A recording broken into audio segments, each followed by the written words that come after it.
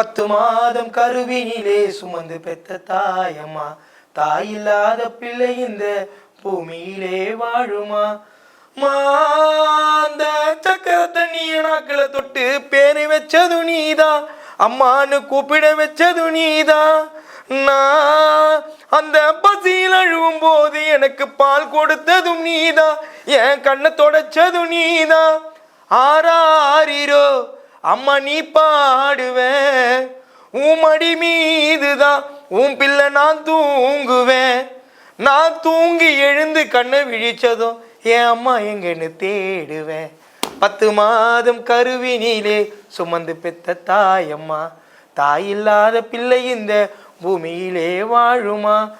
அம்மா அந்த பச்சை தண்ணிய கொடுத்தா கூட பாயாசமா குடிப்பேன், அம்மாக்கு எது நந்தாலும் துடிப்பேன்.